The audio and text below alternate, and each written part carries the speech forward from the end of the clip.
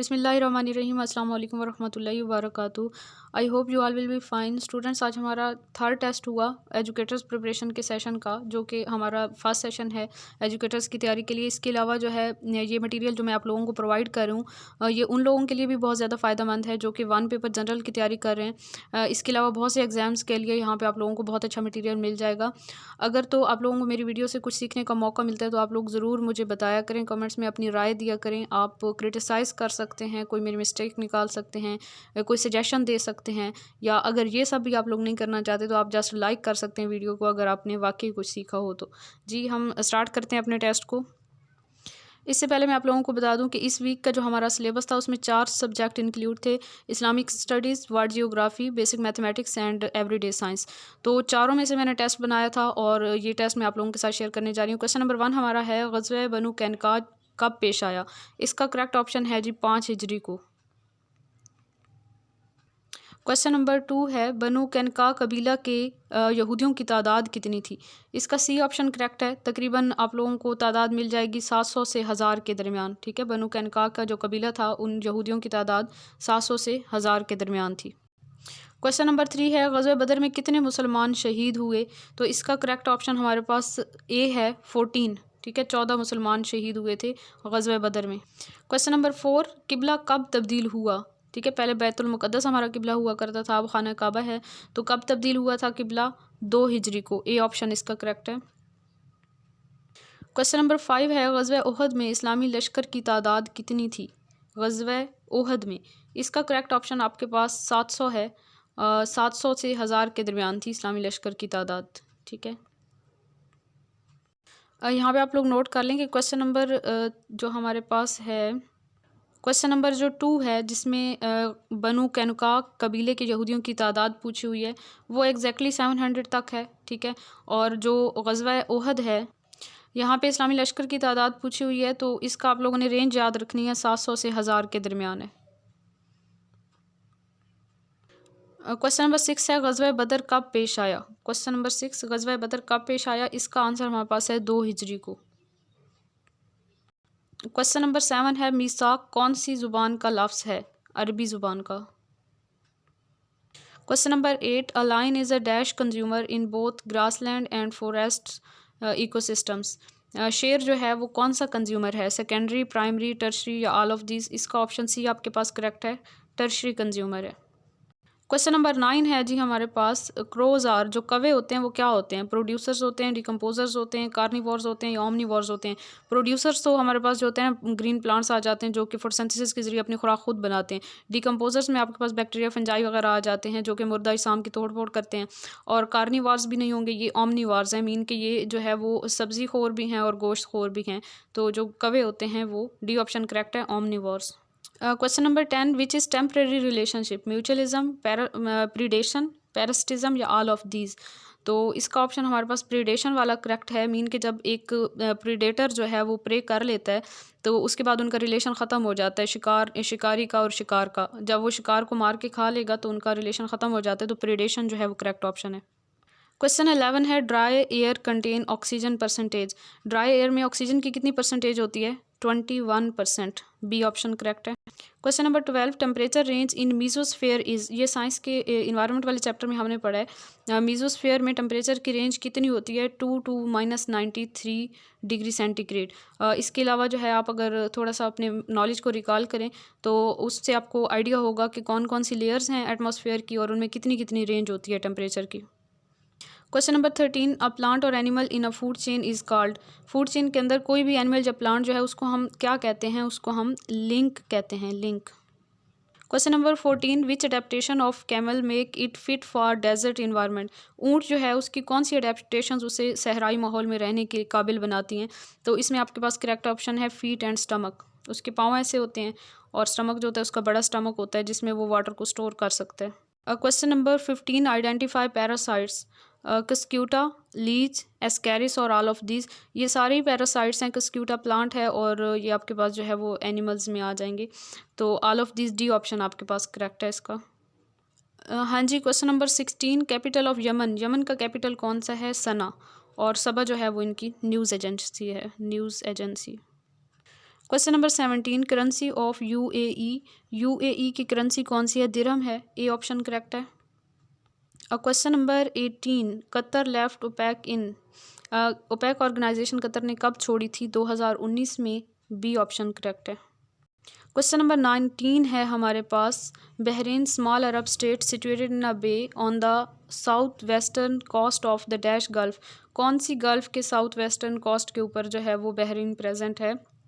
ये हमने पढ़ा था पर्शियन गल्फ। ठीक है, पर्शियन गल्फ जो है, इसका बी ऑप्शन करेक्ट है। Question number 20, Arafura sea is towards dash of Australia. Australia country की कौन सी साइड पे आराफिरा सी प्रेजेंट है? तो इसका ऑप्शन हमारे पास बी करेक्ट है, नॉर्थ वेस्ट साइड। थोड़ा सा अगर आप लोग मैप को अपने माइंड में लेके आएँ, जो मैंने आप लोगों को ड्रा करके बताया था, तो आपको बहुत अच्छे से याद आ जाएगा कि आराफिरा सी की डायरेक्शन क्या है। क्वेश्चन नंबर 21, इंडिकेट 6 डेज़ वार। 6 डेज़ वार कौन सी है? कौन सी जंग को हम 6 डेज़ वार कहते हैं, जो थे 6 दिन तक जारी रही थी? सेकंड अरब इसराइल वार जो है ये 6 डेज़ वार है। Question number 22, old name of Iraq. Iraq का पुराना नाम बेबीलोन भी है, मेसोपोटामिया भी है। मीन के सी ऑप्शन जो है बोथ ऑफ दीज, ये वाला करेक्ट है। Question number 23, largest river of Australia. Australia का सबसे बड़ा दरिया कौन सा है? मरे रिवर। ए ऑप्शन करेक्ट है। Question number 24, which one is called the land of pearls.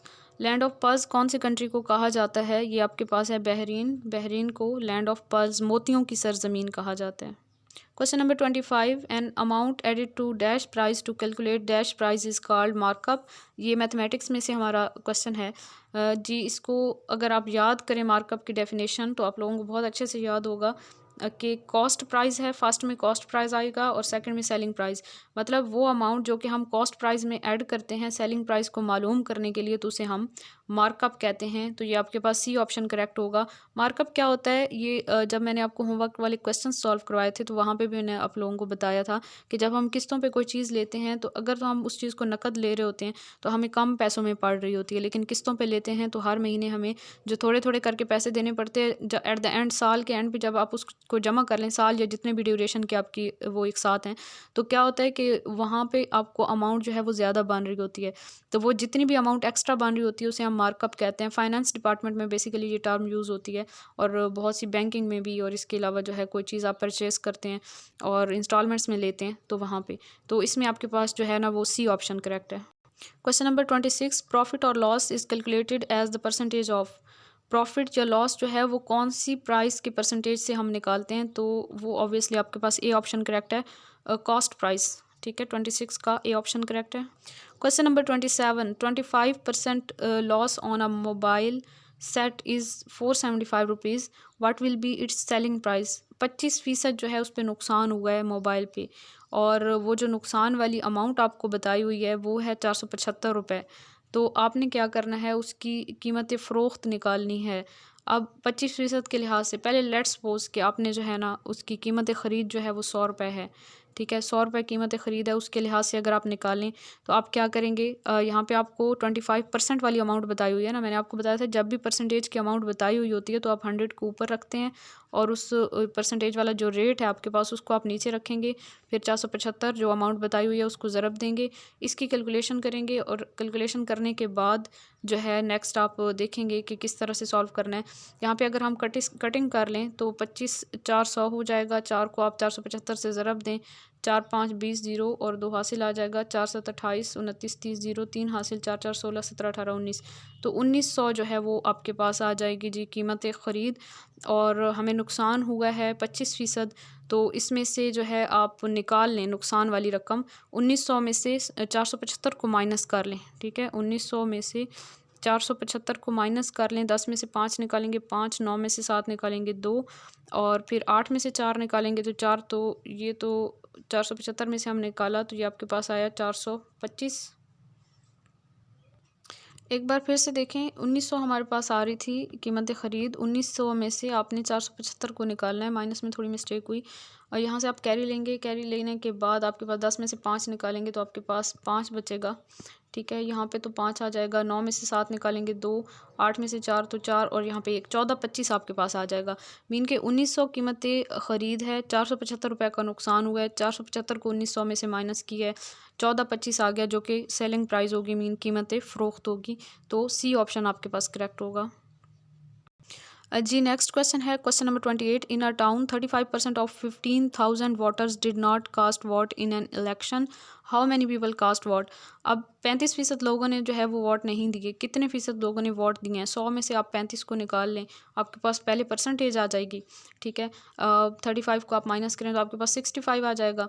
तो 65% लोगों ने जो है वो वोट दिए हैं, लेकिन हमने तो अमाउंट निकालनी है कि 65% जो है वो बनते कितने हैं। 65/100 करेंगे उसकी परसेंटेज की अलामत को ख़त्म करने के लिए, ज़रब 15,000 कर लेंगे। अब इसकी कटिंग करें, आप ये 0 0 से कट जाएंगे। 65 को आप 150 से ज़रब दे दें, ठीक है। 150 ज़रब 65 कर लें। 5 0 0 5 5 25, 5 2 हासिल, 5 एकम 5 6 7 750 हो जाएगा। ज़रब 6 0 0 6 5 30 0 3 हासिल, 6 कम 6 7 8 9, यहाँ पे 900 आ जाएगा। अब इसको जमा कर लें, 7 और 9 97 50 9750। तो ये आपके पास ऑप्शन बन रहा है जी बी ऑप्शन 9750। और इतने लोगों ने जो है वो वोट कास्ट किया है, ठीक है। किया है क्योंकि नहीं किया वाली परसेंटेज 35 थी ना, तो जिन्होंने किया था वो 65 थी। 65 के अकॉर्डिंग हमने कैलकुलेट किया। अगर वैसे करें तो दूसरे मेथड से भी आप कर सकते हैं कि इसी 35% को यूज़ कर लें, लेकिन इस तरह आसान हो रहा था तो मैंने इस तरह से करवा दिया। क्वेश्चन नंबर 29 है the price of a bicycle including markup is 5610 rupees. Price बताई हुई है बाइसाइकिल की और मार्कअप भी उसमें इंक्लूड है। इफ़ मार्कअप रेट 5% अगर मार्कअप रेट है per annum, what will be amount of markup for 146 days. 146 days के लिए मार्कअप की अमाउंट कितनी होगी। इस क्वेश्चन को थोड़ा सा अगर हम समझें तो हमें ये बताया हुआ है कि एक जो है ना वो साइकिल की कीमत आपको बताई हुई है मार्कअप अंदर इंक्लूड करके 5,610 रुपये बताई हुई है, ठीक है। और उसका पूरे साल का जो मार्कअप का रेट है वो 5% है। आपने 146 दिन का 146 दिन का मार्कअप निकालना है, ठीक है, 146 डेज़ का।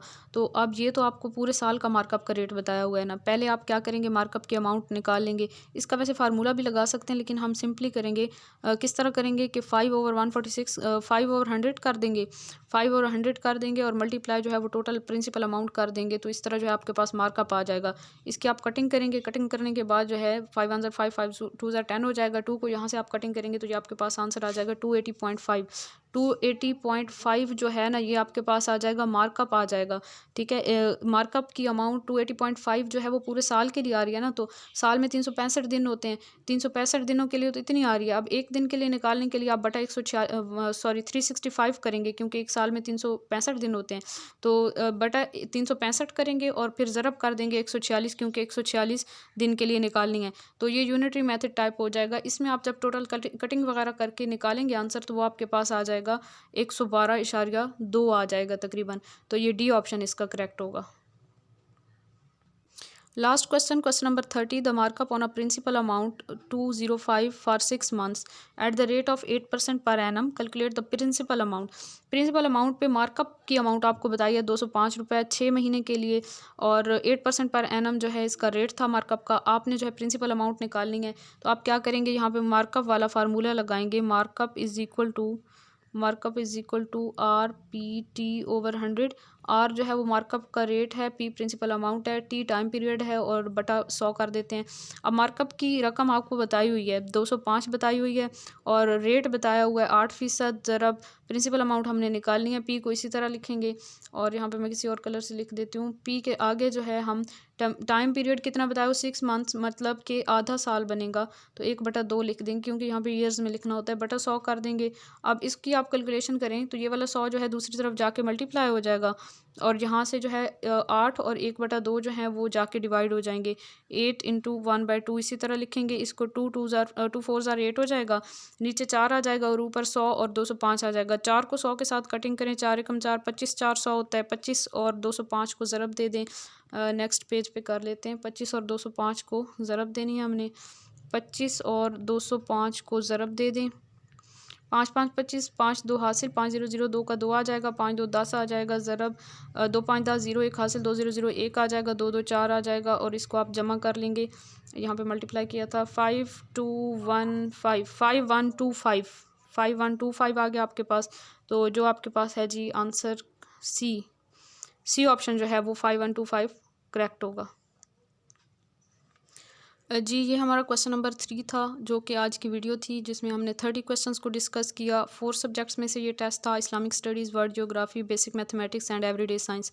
आई होप आप लोगों को बहुत कुछ सीखने का मौका मिला होगा। अगर आप वाक़ई कुछ सीखते हैं तो एटलीस्ट वीडियो को लाइक कर दिया करें, और जो है अगर कुछ कहना चाहें इससे रिलेटेड, कोई सजेशन देना चाहें या कुछ भी, तो वो आप कमेंट्स में बता सकते हैं। अपना बहुत सारा ख़्याल रखिए। और लास्ट बात मैं आप लोगों को जो हमेशा कहती हूँ कि आप लोग अपना कैसे ख्याल रख सकते हैं, मेहनत करके, आगे बढ़ के, और ख़ुद को प्रूव करके, ख़ुद को किसी मकाम पे ले जाके आप जो है अपना ख्याल रख सकते हैं। अपनी दुआ में याद रखिए। जज़ाकल्लाह खैर। अल्लाह हाफ़िज़।